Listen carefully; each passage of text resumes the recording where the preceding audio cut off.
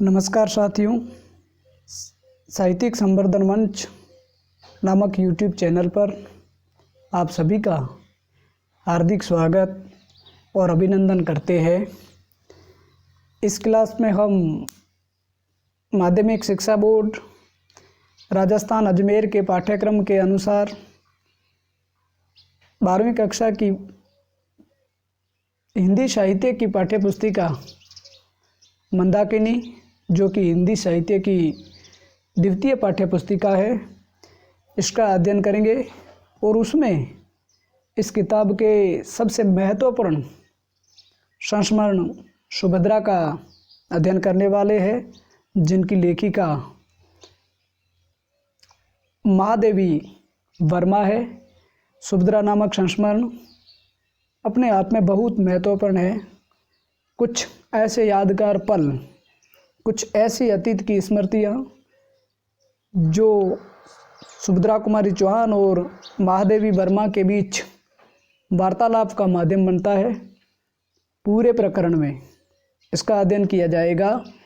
यदि आप चैनल पर पहली बार जुड़ रहे हैं तो चैनल को सब्सक्राइब कर लाइक बटन दबा करके आपकी उपस्थिति को दर्ज कराने में कतई देरी नहीं करें। तो हम शुरू करते हैं सुभद्रा नामक संस्मरण का पाठ परिचय और उसके बाद सुभद्रा नामक संस्मरण का मूल पाठ क्या है और उसमें क्या काफ़ी महत्वपूर्ण बातें आती है, सारी चीज़ों का अध्ययन होगा। तो देखिए, पाठ परिचय में आपके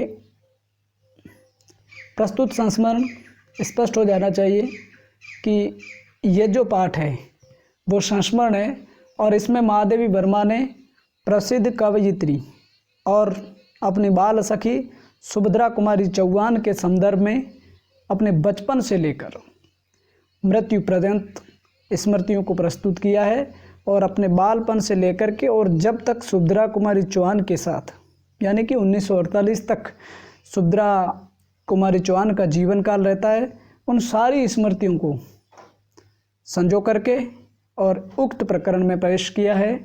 इन स्मृतियों में सुभद्रा कुमारी चौहान के पारिवारिक जीवन से लेकर साहित्यिक जीवन के सभी पक्षों को उभारा है।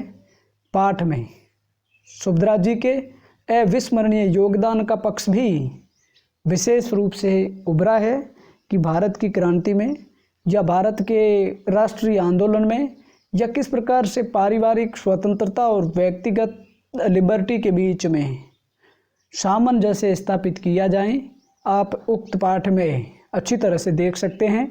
तो चलिए हम मूल पाठ का अध्ययन करते हैं। हमारे शैशवकालीन अतीत और प्रत्यक्ष वर्तमान के बीच में समय प्रवाह का जो पाठ है, ज्यों ज्यों चौड़ा होता जाता है त्यों तो हमारी स्मृति में अनजाने ही एक परिवर्तन लक्षित होने लगता है। शैशव की चित्रशाला के जिन चित्रों से हमारा रागात्मक संबंध गहरा होता है, उनकी रेखाएं और रंग इतने स्पष्ट और चटकीले होते चलते हैं कि हम वार्धक्य की धुंधली आँखों से भी उन्हें प्रत्यक्ष देखते रह सकते हैं। पर जिनसे ऐसा संबंध नहीं होता, वे फीके होते होते इस प्रकार स्मृति से धुल जाते हैं कि दूसरों के स्मरण दिलाने पर भी उनका स्मरण कठिन हो जाता है। कहने का आशय यह है कि जिस भी चीज़ के साथ, चाहे वो चेतन हो चाहे जड़ हो, लेकिन उनके साथ अगर हमारा रागात्मक संबंध हो जाता है तो वो हमारे चित्रपट पर पूरी तरह से अपनी छवि स्थापित कर देते हैं, एक प्रकार से स्थायित्व पा जाते हैं। और कुछ ऐसी भी चीज़ें होती हैं जिनसे हमारा रागात्मक संबंध स्थापित नहीं होता है, वो ज़्यादा मायने नहीं रखती। मेरे अतीत की चित्रशाला में बहन सुभद्रा से मेरे सखे का चित्र पहली कोटि में रखा जा सकता है, क्योंकि इतने वर्षों के उपरांत भी उसकी सब रंग रेखाएं अपनी सजीवता में स्पष्ट है। यानी कि एक प्रकार से रागात्मक संबंध सुभद्रा जी के और महादेवी वर्मा के बीच में स्थापित हो जाता है। एक 7वीं कक्षा की विद्यार्थिनी, कौन? सुभद्रा कुमारी चौहान एक 5वीं कक्षा की विद्यार्थिनी महादेवी वर्मा से प्रश्न करती है, क्या तुम कविता लिखती हो? ये प्रश्न करती है। दूसरी ने सिर हिलाकर ऐसी अस्वीकृति दी जिसमें हाँ और नहीं तरल होकर एक हो गए थे। प्रश्न करने वाली ने इस स्वीकृति अस्वीकृति की संधि से खींच कर कहा, तुम्हारी क्लास की लड़कियां तो कहती है कि तुम गणित की कॉपी तक में कविता लिखती हो। ऐसा सुभद्रा कुमारी चौहान महादेवी वर्मा से पूछती है। दिखाओ अपनी कॉपी। और उत्तर की प्रतीक्षा में समय नष्ट न कर वह कविता लिखने की अपराधिनी को हाथ पकड़कर खींचती हुई उसके कमरे में डेस्क के पास ले जाती है। और कविता लिखने की अपराधिनी हमारी लेखिका महादेवी वर्मा स्वयं है। नित्य व्यवहार में आने वाली गणित की कॉपी को छिपाना संभव नहीं था, अतः उसके साथ अंकों के बीच में अनधिकार सिकुड़ कर बैठी हुई तुकबंदियाँ अनायास पकड़ में आ गई। इतना दंड ही पर्याप्त था। पर इससे संतुष्ट न होकर अपराध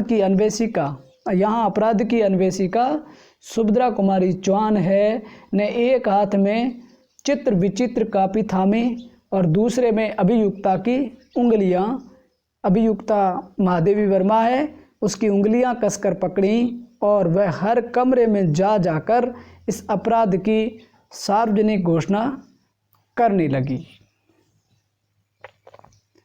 आगे उस युग में कब 1920 के आसपास का समय और उसमें कविता रचना जो है वो अपराधों की सूची में थी। यानी कि कविताओं की रचना करना अपने आप में एक अपराध माना जाता था।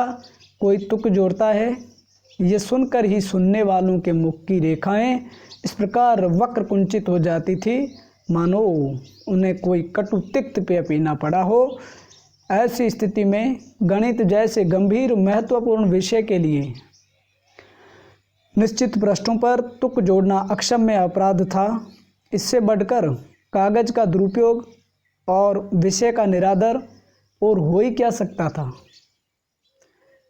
फिर जिस विद्यार्थी की बुद्धि अंकों के बीहड़ वन में पग पग उलझती है, उससे तो गुरु यही आशा रखता है कि वह हर सांस को अंक जोड़ने घटाने की क्रिया बना रहा होगा। यदि वह सारी धरती को कागज बनाकर प्रश्नों को हल करने के प्रयास से नहीं भर सकता, तो उसे कम से कम 150 पृष्ठ सही तो गलत प्रश्न उत्तरों से भर लेना चाहिए। तब उसकी भ्रांत बुद्धि को प्रकृति दत्त मानकर उसे क्षमादान का पात्र समझा जा सकता है। और पर जो तुकबंदी जैसे कार्य से बुद्धि की धार गोंठिल कर रहा है, वह तो पूरी शक्ति से दुर्बल होने की मूर्खता करता है। अतः उसके लिए न सहानुभूति का प्रश्न उठता है और न क्षमा का। तो इस तरह आप देखते हैं कि किस प्रकार से कविता लिखना भारत के राष्ट्रीय आंदोलन के समय अपराध माना जाता है। और फिर भी इस राष्ट्र की सोई हुई चेतना को जगाने के लिए सुभद्रा और महादेवी सरीखी कई सारी नारियां जो देश के नागरिकों को जगाने के लिए अपने कलम के माध्यम से राष्ट्र प्रेरणा का मुखरित चेहरा सामने लाती है। और आगे देखिए, मैंने होठ भींच कर न रोने का जो निश्चय किया वह न टूटा तो न टूटा। अंत में मुझे शक्ति परीक्षा में उत्तीर्ण देख सुभद्रा जी ने उत्फुल्ल भाव से कहा, अच्छा तो लिखती हो, भला सवाल हल करने में 1 2 3 जोड़ लेना कोई बड़ा काम है। मेरी चोट अभी दुख रही थी, परंतु उनकी सहानुभूति और आत्मीय भाव का परिचय पाकर आंखें सजल हो गई। तुमने सबसे क्यों बताया का साहस उत्तर मिला, हमें भी तो यह सहना पड़ता है। अच्छा हुआ अब 2 साथी हो गए। यानी कि इस प्रकार से विद्रोह का स्वर मुखरित करने वाले लोगों की संख्या में महादेवी वर्मा का नाम भी जुड़ गया। बहन सुभद्रा का चित्र बनाना कुछ सहज नहीं है, क्योंकि चित्र की साधारण जान पड़ने वाली प्रत्येक रेखा के लिए उनकी भावना की दीप्ति संचारिणी दीप शिखे बनकर उसे असाधारण कर देती है। एक एक करके देखने से कुछ भी विशेष नहीं कहा जाएगा, परंतु सबकी समग्रता में जो उद्भासित होता था उसे दृष्टि से अधिक हृदय ग्रहण करता था। मजोले कद तथा उस समय की कृश देहष्टि में ऐसा कुछ उग्र या रौद्र नहीं था जिसकी हम वीर गीतों की कवियत्री में कल्पना करते हैं। अब देखिए कि किस प्रकार से महादेवी वर्मा का एक सुभद्रा कुमारी चौहान के संदर्भ में या उनके डीड लोल के संदर्भ में वर्णन करे का तरीका कि कुछ गोलमुख, चौड़ा माथा, सरल भ्रकुटियाँ, बड़ी और भावस्नात आँखें, छोटी सुडौल नासिका, हंसी को जमा कर गड़े हुए ओठ और दृढ़ता सूचक ठुड्डी, सब कुछ मिलाकर एक अत्यंत निश्चल, कोमल, उदार व्यक्तित्व वाली भारतीय नारी का ही पता देते थे। पर उस व्यक्तित्व के भीतर, यानी कि सुभद्रा कुमारी चौहान के भीतर जो बिजली का छंद था, उसका पता तो तब मिलता था जब उनके और उनके निश्चित लक्ष्य के भीतर में कोई बाधा उपस्थित होती थी। तब जो है उसमें एक प्रकार से बिजली का सा स्फुरण पैदा हो जाता था।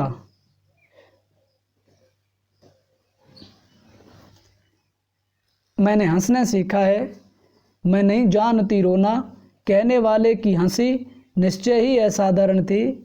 माता की गोद में दूध पीता बालक जब अचानक हंस पड़ता है, तब उसकी दूध से धुली हंसी में जैसी निश्चिंत तृप्ति और सरल विश्वास रहता है, बहुत कुछ वैसा ही भाव सुभद्रा जी की हंसी में मिलता था।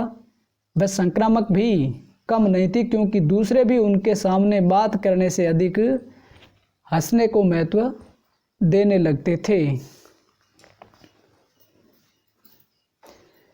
वही अपने बचपन की एक घटना सुनाती थी। सुभद्रा कुमारी चौहान के बचपन की घटना।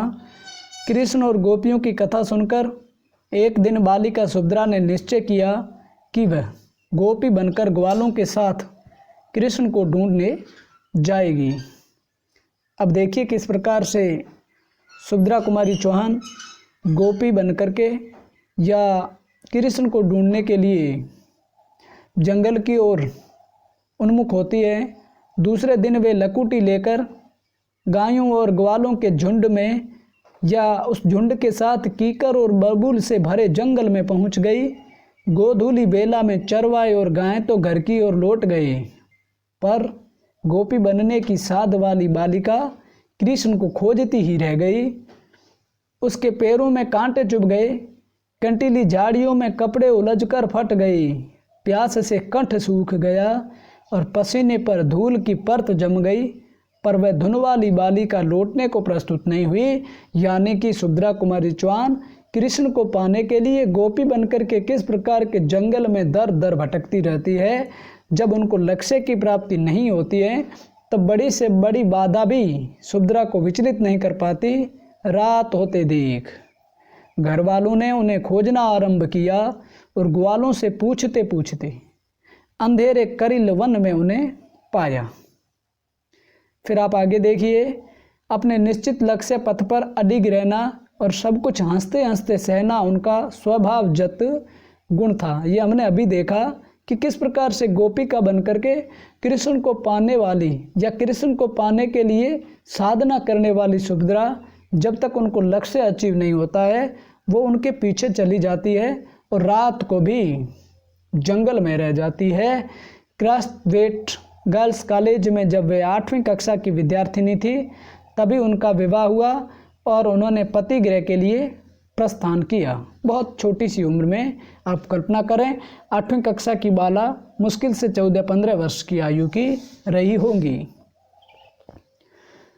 स्वतंत्रता के युद्ध के लिए सनद सेनानी पति को वे विवाह से पहले देख भी चुकी थीं और उनके विचारों से भी परिचित थीं। उनसे ये छिपा नहीं था कि नववधू के रूप में उनका जो प्राप्य है उसे देने का न पति को अवकाश न लेने का उन्हें। वस्तुतः जिस विवाह में मंगल कंकण ही रण कंकण बन गया, उसकी गृहस्थी भी कारागार में ही बसाई जाती थी या जा सकती थी। दोनों राष्ट्र प्रेम और राष्ट्रीयता के प्रतिमूर्तियां थे और दोनों को अपने नव जीवन को जीने के लिए पर्याप्त समय भी नहीं मिलता था। इस खातिर देश के लिए वो तत्पर रहते थे और उन्होंने बसाई भी वहीं। पर इस साधना की मर्म व्यथा को वही नारी जान सकती है जिसने अपनी दहली पर खड़े होकर भीतर मंगल चौक पर रखे मंगल कलश, तुलसी चौरे पर जलते हुए घी के दीपक और हर कोने से स्नेह भरी बाहें फैलाए हुए अपने घर पर दृष्टि डाली हों और फिर बाहर के अंधकार, आंधी और तूफान को तोला हों और तब घर की सुरक्षित सीमा पार कर उसके सुंदर मधुर आवन की ओर पीठ फेर कर अंधेरे रास्तों पर कांटों से उलझती पड़ी हो। उन्होंने हंसते हंसते ही बताया था, सुभद्रा कुमारी चौहान ने हंसते हंसते क्या बताया था कि जेल जाते समय उन्हें इतनी अधिक फूल मालाएं मिल जाती थी कि वे उन्हीं का तकिया बना लेती थी। आप कल्पना करें कि 1920 के समय देश प्रेमी और राष्ट्र के प्रति काम करने वाले लोगों के प्रति आम जन का किस प्रकार से विश्वास और स्नेह और सम्मान था, जैसा कि सुभद्रा कुमारी चौहान इस चीज़ से स्पष्ट करती है और लेट कर पुष्प सैया के सुख का अनुभव करती थी। इतनी फूल मालाएं कि वो उसका तकिया भी बना लेती थी। अब आप आगे देखें। एक बार भाई लक्ष्मण सिंह जी ने मुझसे सुभद्रा जी की स्नेह भरी शिकायत की। इन्होंने मुझसे कभी कुछ नहीं मांगा। सुभद्रा जी ने अर्थ भरी हंसी में उत्तर दिया था, इन्होंने पहले ही दिन मुझसे कुछ मांगने का अधिकार मांग लिया था। महादेवी, ये ऐसे ही होशियार हैं, मांगती तो वचन भंग का दोष मेरे सर पर पड़ता और नहीं मांगा तो इनके अहंकार को ठेस लगती है। घर और कारागार के बीच में जीवन का जो क्रम विवाह के साथ आरंभ हुआ वह अंत तक चलता ही रहा। छोटे बच्चों को जेल के भीतर और बड़ों को बाहर रखकर वे अपने मन को कैसे संयत रख पाती थी, यह सोचकर विस्मय होता है। कारागार में जो संपन्न परिवारों की सत्याग्रही माताएं थीं, उनके बच्चों के लिए बाहर से न जाने कितना मेवा मिष्ठान आता रहता था। सुभद्रा जी की आर्थिक परिस्थितियों के में जेल जीवन का ए और सी क्लास समान ही था। एक बार जब भूख से रोती बालिका को बहलाने के लिए कुछ नहीं मिला, जेल में जो सामान्य परिवार की महिलाएं, उनकी संतानें जो थी, उनमें एक बालिका को खाने के लिए कुछ भी नहीं मिलता है, तब उन्होंने अरहर दलने वाली महिला कैदियों से थोड़ी सी अरहर की दाल ली और उसे तवे पर भून कर बालिका को खिलाया। घर आने पर भी उनकी दशा द्रोणाचार्य जैसी हो जाती थी। जिन्हें दूध के लिए मचलते हुए बालक अश्वत्थामा को चावल के घोल से सफ़ेद पानी देकर बहलाना पड़ा था, पर इन परीक्षाओं से उनका मन न कभी हारा, न उसने परिस्थितियों को अनुकूल बनाने के लिए कोई समझौता स्वीकार किया। यानी कि परिस्थितियां कैसी भी आई हों, लेकिन सुभद्रा कुमारी चौहान ने पूरी ताकत के साथ में उनका या उन परिस्थितियों का सामना किया। उनके मानसिक जगत में हीनता की किसी ग्रंथि के लिए कभी अवकाश नहीं रहा। घर से बाहर बैठकर वे कोमल और ओज भरे छंद लिखने वाले हाथों से गोबर के कंडे पाथती थी। घर के भीतर तन्मयता से आंगन लीपती थी, बर्तन मांजती थी। आंगन लीपने की कला में मेरा भी कुछ प्रवेश था, अतः प्रायः हम दोनों प्रतियोगिताओं के लिए आंगन के भिन्न भिन्न छोरों से लीपना आरंभ करते थे। यानी कि उन प्रकार के या घरेलू जो मुख्य कार्य थे, इनमें भी सुभद्रा कुमारी चौहान जो है वो पारंगत रही थी। और लीपने में हमें अपने से बड़ा कोई विशेषज्ञ मध्यस्थ नहीं प्राप्त हो सका, अतः प्रतियोगिता का परिणाम सदा अघोषित ही रह गया। पर आज मैं स्वीकार करती हूँ कि ऐसे कार्य में एकांत तन्मयता केवल उसी गृहिणी में संभव है जो अपने घर की धरती को समस्त हृदय से जानती हो। और सुभद्रा जी ऐसी ही गृहिणी थी। उस छोटे से अध बने घर की छोटी सी सीमा में उन्होंने क्या नहीं संग्रहित किया। अपने छोटे से घर में सब कुछ, जैसे छोटे बड़े पेड़, रंग बिरंगे फूलों के पौधों की क्यारियाँ, ऋतु के अनुसार तरकारियाँ, गाय बच्चे आदि आदि बड़ी गृहस्थी की सब सज्जा वहाँ विराट दृश्य के छोटे चित्र के समान उपस्थित थी। अपने इस आकार में छोटे साम्राज्य को उन्होंने अपनी ममता के जादू से इतना विशाल बना रखा था कि उसके द्वार पर न कोई अनाहुत रहा और न निराश लौटा। यानी कि सब लोगों के अंदर या सब लोगों के प्रति जो आतिथ्य और सत्कार का भाव होना चाहिए सुभद्रा जी के घर से, वो सब लोगों को प्राप्त होता था। आगे देखिए कि जिन संघर्षों के बीच से उन्हें मार्ग बनाना पड़ा, वे किसी भी व्यक्ति को अनुदार और कटु बनाने में समर्थ थे। पर सुभद्रा के भीतर बैठी सृजनशीला नारी जानती थी कि कांटों का स्थान जब चरणों के नीचे रहता है, तभी वे टूटकर दूसरे को बेधने की शक्ति खोते हैं। अब आप परीक्षाएं जब मनुष्य के मानसिक स्वास्थ्य को क्षत विक्षत कर डालती हैं, तब उनमें उत्तीर्ण होने का न कोई मूल्य रहता है। यानी कि उत्तीर्ण होने न होने का कोई मूल्य नहीं रहता है जब परीक्षाएं मनुष्य के मानसिक स्वास्थ्य को क्षत विक्षत कर देती है। फिर उत्तीर्ण होना चाहे न होना कोई मायने नहीं रखता है। और फिर आप आगे देखें, नारी के हृदय में जो गंभीर ममता सजल भाव उत्पन्न होता है, वह पुरुष के उग्र शौर्य से अधिक उदात्त और दिव्य रहता है। पुरुष अपने व्यक्तिगत और समूहगत राग द्वेष के लिए भी वीर धर्म अपना सकता है और अहंकार की तृप्ति मात्र के लिए भी। पर नारी अपने सृजन की बाधाएं दूर करने के लिए या अपनी कल्याणी सृष्टि की रक्षा के लिए ही रुद्र बनती हैं। दो चीज़ें महत्वपूर्ण है कि अपने सृजन की बाधाएं दूर करने के लिए और कल्याणी सृष्टि की रक्षा के लिए नारी अपने रूप को रुद्र बना लेती है। और यह महत्वपूर्ण है। कई सारी एग्जाम्स में इस प्रकार के प्रश्न पूछे जा सकते हैं और ऐसे में आप इस चीज़ को समझें। अतः उसकी वीरता के समकक्ष रखने योग्य प्रेरणाएं संसार के कोश में कम है। मातृशक्ति का दिव्य रक्षक उदारक रूप होने के कारण ही भीम आकृति चंडी वत्सला अम्बा भी है, जो हिंसात्मक पार्श्विक शक्ति को चरणों के नीचे दबाकर अपने सृष्टि के मंगल की साधना करती है। फिर आप आगे देखें, सुभद्रा जी में जो महिमामयी माँ थी, उसकी वीरता का उत्स भी वात्सल्य ही कहा जा सकता है। न उनका जीवन किसी क्षणिक उत्तेजना से संचालित हुआ, न उनकी ओज भरी कविता वीर रस की घिसी पिटी लीक पर चली। उनके जीवन में जो एक निरंतर निखरता हुआ कर्म का तारतम्य है,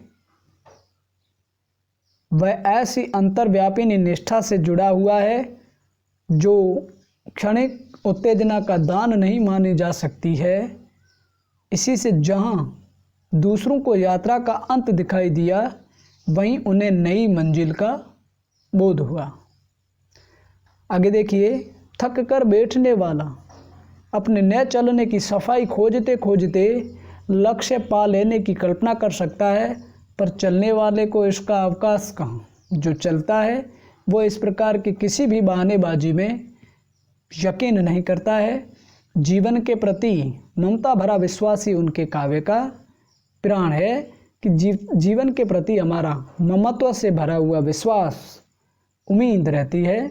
और देखिए, सुख भरे सुनहले बादल, सुख भरे सुनहले बादल रहते हैं मुझको घेरे, विश्वास प्रेम सास है, विश्वास प्रेम सास है जीवन के साथी मेरे।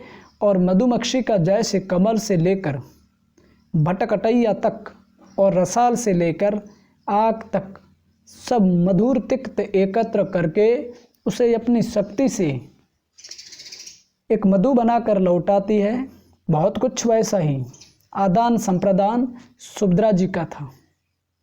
सभी कोमल कठिन सह असह अनुभवों का परिपाक दूसरों के लिए एक ही होता था। इसका यह तात्पर्य नहीं है कि उनमें विवेचन की तीक्ष्ण दृष्टि का अभाव था। उनकी कहानियाँ प्रमाणित करती है कि उन्होंने जीवन और समाज की अनेक समस्याओं पर विचार किया और कभी अपने निष्कर्ष के साथ और कभी दूसरों के निष्कर्ष के लिए उन्हें बड़े चमत्कारिक ढंग से उपस्थित किया। इस प्रकार से सुभद्रा कुमारी चौहान के कुछ एक ऐसे पहलू जो हमारे लिए प्रेरणा का काम कर सकते हैं। फिर आप आगे देखें, जब स्त्री का व्यक्तित्व उसके पति से स्वतंत्र नहीं माना जा सकता था, तब वे कहती थी कि मनुष्य की आत्मा स्वतंत्र है। फिर चाहे यह स्त्री शरीर के अंदर निवास करती हो, चाहे पुरुष शरीर के अंदर, सबकी आत्मा स्वतंत्र है और इसी से पुरुष और स्त्री का अपना अपना व्यक्तित्व अलग रहता है। जब समाज और परिवार की सत्ता के विरुद्ध कुछ कहना अधर्म माना जा सकता है, तब वे कहती हैं समाज और परिवार व्यक्ति को बंधन में बांध कर रखते हैं। ये बंधन देश काल अनुसार बदलते रहते हैं। जैसी परिस्थिति है उसी तरह से हमारी व्यवस्थाएं या हमारे अनुशासन की जो कसौटियां हैं उसमें परिवर्तन होते हैं और उन्हें बदलते रहना चाहिए, वरना वे व्यक्तित्व के विकास में सहायता करने के बदले बाधा पहुंचाने लगते हैं। बंधन कितने ही अच्छे उद्देश्य से क्यों न नियत कहे हो, है बंधन ही, और जहाँ बंधन है वहाँ असंतोष और क्रांति होती है। यानी कि बंधन कितने भी अच्छे उद्देश्य से हो, लेकिन बंधन तो बंधन होता है। और फिर आप आगे देखें, परंपरा का पालन ही जब स्त्री का परम कर्तव्य समझा जाता था, तब वे उसे तोड़ने की भूमिका बांधती है। चिर प्रचलित रूढ़ियों और चिर समुचित विश्वासों को आघात पहुंचाने वाली हलचलों को हम देखना सुनना नहीं चाहते। हम ऐसी हलचलों को अधर्म समझकर उनके प्रति आंख मीच लेना उचित समझते हैं, किंतु ऐसा करने से काम नहीं चलता।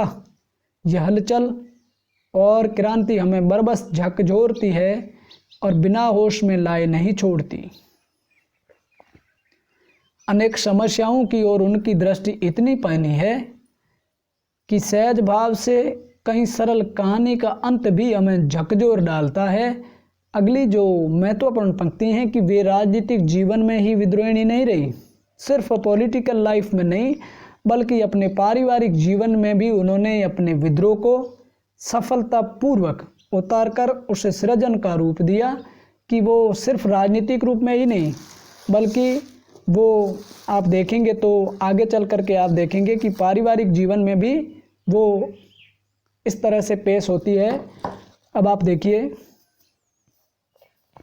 सुभद्रा जी के अध्ययन का क्रम असमय ही भंग हो जाने के कारण उन्हें विश्वविद्यालय की शिक्षा तो नहीं मिल सकी, पर अनुभव की पुस्तक से उन्होंने जो सीखा उसे उनकी प्रतिभा ने सर्वथा निजी विशेषता दे दी है।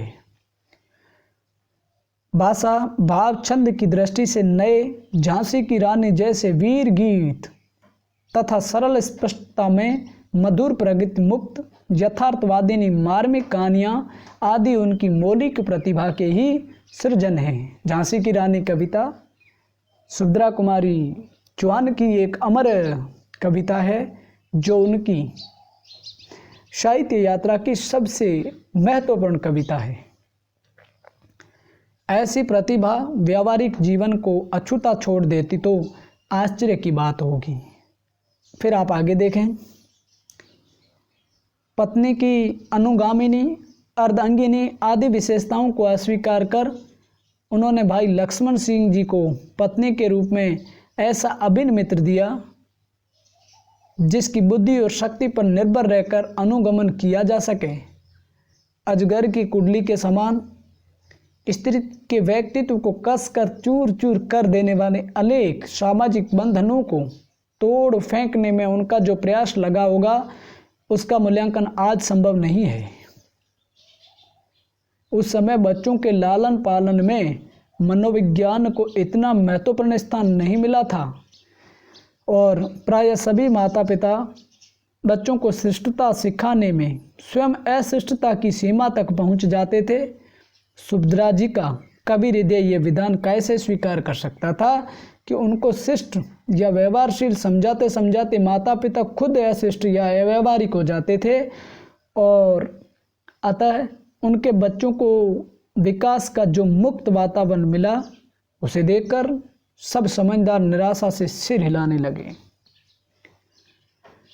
पर जिस प्रकार ये सत्य है कि सुभद्रा जी ने अपने किसी बच्चे को उसकी इच्छा के विरुद्ध कुछ करने के लिए बाध्य नहीं किया, उसी प्रकार यह भी सत्य है कि किसी बच्चे ने ऐसा कोई कार्य नहीं किया जिससे उसकी महिषी माँ यानी कि सुभद्रा को किंचित भी क्षुब्ध होने का कारण मिला हो।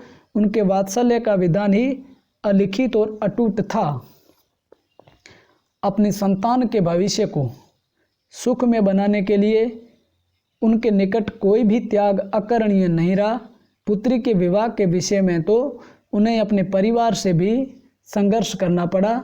आपने देखा होगा कि सुभद्रा कुमारी चौहान की जो पुत्री सुधा चौहान है, उनका विवाह उनके परिवार की इच्छा के विरुद्ध मुंशी प्रेमचंद के बेटे अमृत राय से संपन्न होता है।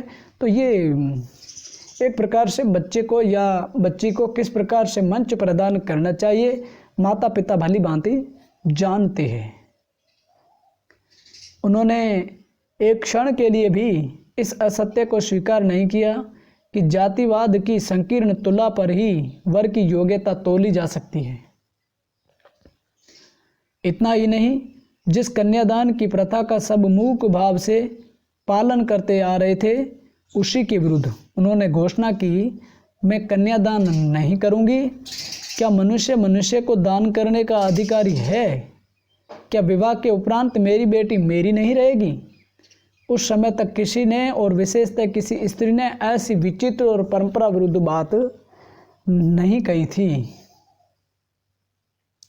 फिर आप आगे देखिए, देश की जिस स्वतंत्रता के लिए उन्होंने जीवन के वासंती सपने अंगारों पर रख दिए थे, उसकी प्राप्ति के उपरांत भी जब उन्हें सब और अभाव और पीड़ा दिखाई दी, तब उन्होंने अपने संघर्षकालीन साथियों से भी विद्रोह कर दिया।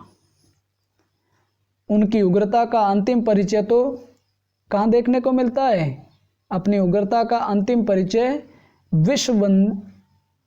विश्व वंदे बापू की अस्थि विसर्जन के दिन प्राप्त हुआ कि वे कई सौ हरिजन महिलाओं के जुलूस के साथ साथ 7 मील पैदल चलकर नर्मदा किनारे पहुंची। पर अन्य संपन्न परिवार की सदस्याएं मोटरों पर ही जा सकी। जब अस्थि प्रवाह के उपरांत समयोजित सभा के घेरे में इन पैदल आने वालों का स्थान निश्चित नहीं हुआ या स्थान नहीं दिया गया, तब सुभद्रा जी का क्षुब्ध हो जाना स्वाभाविक था। उनका क्षात्र धर्म तो किसी प्रकार के अन्याय के प्रति क्षमाशील हो नहीं सकता था। जब उन हरिजनों को उनका प्राप्य दिला सकी, तभी वे स्वयं सभा में शामिल होते हैं। यानी कि जो हरिजन महिलाएं हैं, उनको युक्त स्थान नहीं मिलता है, उनका बहुमान नहीं होता है, तो सुभद्रा कुमारी चौहान का जो है एकदम भड़कना तर्क संगत ठहरता है। 7वीं और 5वीं कक्षा की विद्यार्थिनियों के सख्य को सुभद्रा जी के सरल स्नेह ने ऐसी अमिट लक्ष्मण रेखा से घेर कर सुरक्षित रखा कि समय उस पर कोई रेखा नहीं खींच सका। अपने भाई बहनों में सबसे बड़ी होने के कारण मैं अनायासी सबकी देखरेख और चिंता की अधिकारिणी बन गई थी। परिवार में जो मुझसे बड़े थे, उन्होंने भी मुझे ब्रह्मसूत्र की मोटी पोथी में आंख गड़ाए देखकर अपनी चिंता की परिधि से बाहर समझ लिया था। फिर आप आगे देखें, पर केवल सुभद्रा पर मेरी मोटी पोथियों का प्रभाव पड़ा न मेरी समझदारी का। अपने व्यक्तिगत संबंधों में हम कभी कुतूहली बाल भाव से मुक्त नहीं हो सके। सुभद्रा के मेरे घर आने पर भक्तिन तक मुझ पर रोब जमाने लगती थी। भक्तिन जो है वो सुभद्रा कुमारी चौहान की, माफ़ी चाहूँगा, महादेवी वर्मा की सेविका थी। क्लास में पहुंचकर वह उनके आगमन की सूचना इतने ऊंचे स्वर में इस प्रकार देती थी कि मेरी स्थिति ही विचित्र हो जाती थी। क्या बताती थी भक्तिन? ऊ सहोदरा विचरयू तो इनका देखे बरे आई के अकेली सोने घर में बैठी है और इनका किताबयन से फुर्सत नहीं बा। यानी कि सुभद्रा इंतजार कर रही है और आपको किताबों में फुर्सत नहीं। MA BA के विद्यार्थियों के सामने जब एक ध्यातिन बुढ़िया गुरु पर कर्तव्य उल्लंघन का ऐसा आरोप लगाने लगे तो बेचारे गुरु की सारी प्रतिष्ठा किरकिरी हो सकती थी। पर इस अनाचार को रोकने का कोई उपाय नहीं था। सुभद्रा जी के सामने न भक्तिन को डांटना संभव था, न उसके कथन की उपेक्षा करना। बंगले में आकर देखती कि सुभद्रा जी रसोई घर में या बरामदे में भानुमति का पिटारा खोले बैठी है और उसमें से अद्भुत वस्तुएं निकल रही है। छोटी छोटी पत्थर या शीशे की प्यालियाँ, मिर्च का अचार, बासी पूरी, पेड़े, रंगीन चकला, बेलन, चुटीली नीली सुनहली चूड़ियाँ आदि आदि सब कुछ मेरे लिए आया है। इस पर कौन विश्वास करेगा? यानी कि सुभद्रा कुमारी चौहान जब महादेवी से मिलने आती थी तो तमाम तरह की चीज़ें महादेवी वर्मा के लिए भेंट स्वरूप लाती थी और पर वह आत्मीय उपार मेरे निमित्त ही आता था। फिर आप आगे देखिएगा, ऐसे भी अवसर आ जाते थे जब वे किसी कवि सम्मेलन में आते आते प्रयाग उतर नहीं पाती थी और मुझे स्टेशन जाकर ही उनसे मिलना पड़ता था। ऐसी कुछ क्षणों की भेंट में भी एक दृश्य की अनेक आवृत्तियाँ होती ही रहती थी। वे अपने थैले से 2 चमकीली चूड़ियाँ निकालकर हंसती हुई पूछती, पसंद है? मैंने 2 तुम्हारे लिए 2 अपने लिए खरीदी थी। ये वहाँ पर मिलने के समय भी हो जाता था। तुम पहनने में तोड़ डालोगी, लाओ अपना हाथ, मैं पहना देती हूँ। और पेन लेने पर वे बच्चों के समान प्रश्न उठती थी। इस प्रकार से एक आत्मीयतापूर्ण संबंध 2 सखियों के बीच, 2 राष्ट्र भक्तिन के बीच किस प्रकार से होना चाहिए, महादेवी और सुभद्रा में आप देख सकते हैं। हम दोनों जब साथ रहती थी तब बात में 1 मिनट और हंसी में 5 मिनट का अनुपात रहता था। इसी से प्रायः किसी सभा समिति में जाने के पहले न हंसने का निश्चय करना पड़ता था।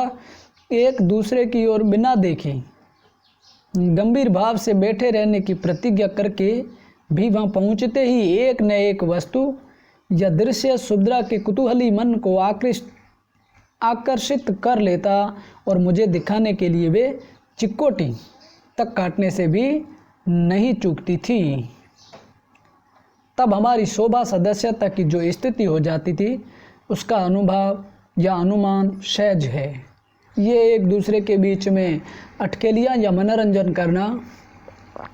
अनेक कवि सम्मेलनों में हमने साथ भाग लिया, पर जिस दिन मैंने अपने न जाने का निश्चय और उसका औचित्य उन्हें बता दिया, उस दिन से अंत तक कभी उन्होंने मेरे निश्चय के विरुद्ध कोई आग्रह नहीं किया। आर्थिक स्थितियाँ उन्हें कैसे निमंत्रण स्वीकार करने के लिए विवश कर देती थी, परंतु मेरा प्रश्न उठते ही वह कह देती थी, मैं तो व्यवस्था से जाती हूँ पर महादेवी नहीं जाएगी। ये कई बार आर्थिक स्थितियाँ ऐसी पैदा हो जाती हैं जिनके लिए हमें सब कुछ करना पड़ता है। तो साहित्य जगत में आज जिस सीमा तक व्यक्तिगत स्पर्धा, ईर्ष्या और द्वेष है, उस सीमा में तब नहीं था। उस समय एक दूसरे के बीच में जो प्रतिस्पर्धा कवि सम्मेलनों में होनी चाहिए, सुभद्रा और महादेवी में कतई नहीं थी। पर एक दूसरे के साहित्य, चरित्र, स्वभाव संबंधी निंदा पुराण तो सब युगों में नानी की कथा के समान लोकप्रियता पा लेता है।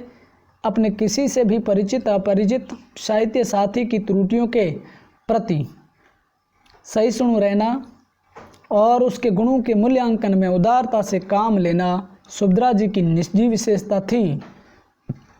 अपने को बड़ा बनाने के लिए दूसरों को छोटा प्रमाणित करने की दुर्बलता उनमें असंभव थी। ऐसा नहीं कि दूसरे के स्तर को गिरा करके और खुद को ऊपर उठाने के विचार को अपने हृदय में जगह देना सुभद्रा में ये कतई नहीं था।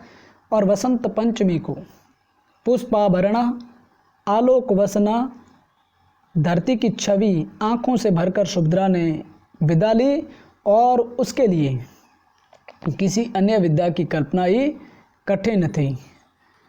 एक बार बात करते करते मृत्यु की चर्चा चल पड़ी थी।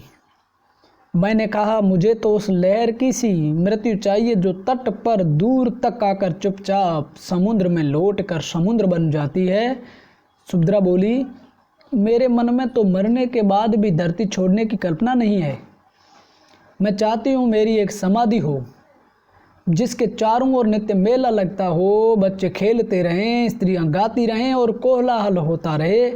अब बताओ, तुम्हारी नाम धाम रहित लहर से ये आनंद अच्छा है या नहीं? आगे देखिए, उस दिन जब उनके पार्थिव अवशेष को त्रिवेणी ने अपने श्यामल उज्ज्वल अंचल में समेट लिया, तब नीलम फलक पर श्वेत चंदन से बने उस चित्र की रेखाओं में बहुत वर्षों से पहले देखा एक किशोर मुख मुस्कुराता जान पड़ा। यहीं कहीं पर बिखर गई वह छिन्न विजयमाला सी, और ये छिन्न विजयमाला सी थी सुभद्रा कुमारी चौहान। तो इस प्रकार से सुभद्रा नामक संस्मरण जो था तो काफ़ी बड़ा, लेकिन इसमें छोटे छोटे बड़े बड़े तमाम तरह के प्रश्न बन सकते हैं। तो ये काव्य था नहीं, इसलिए हमने ज़्यादा चर्चा करना समीचीन नहीं समझा।